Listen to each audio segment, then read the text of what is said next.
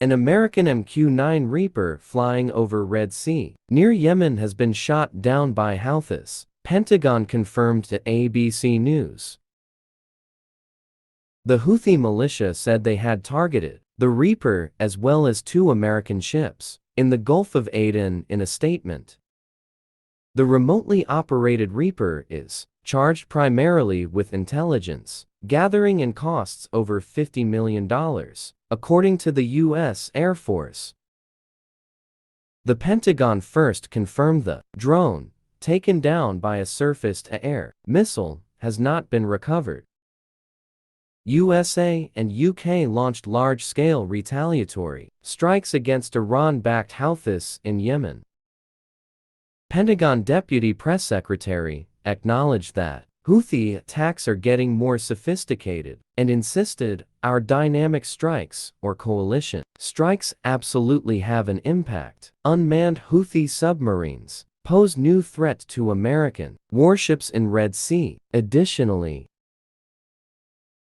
a U.S. drone, identified as an MQ-9 Reaper, crashed near Aden in Yemen, with initial reports suggesting it was shot down by a Houthi missile, according to a U.S. official statement on Tuesday.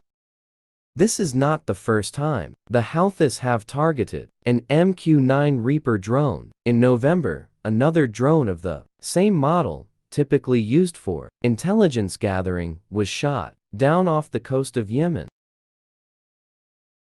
The downing of the U.S. drone by the Houthis is part of a series of regular attacks by the rebel group on commercial shipping in the Red Sea. In response, the U.S. has been conducting increasingly frequent strikes on Houthi capabilities in Yemen, often targeting missiles or drones that are preparing to launch.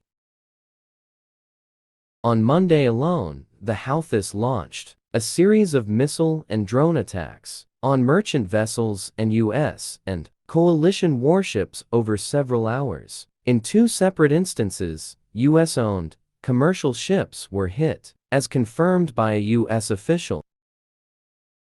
On that Monday, the meter-per-volt Sea Champion, a grain carrier owned by the U.S. and flying a Greek flag, was targeted in the Gulf of Aden by 2 anti-ship ballistic missiles. The attack caused minor damage, but no injuries were reported, according to the official. The meter-per-volt Navis Fortuna, a bulk carrier owned by the U.S. and registered in the Marshall Islands, was hit by a one-way attack drone on Monday evening, causing minor damage but no injuries. The Navis Fortuna is continuing its journey, the official added. The Houthis spokesperson announced on Monday evening that the group had targeted 2 U.S. ships with several naval missiles.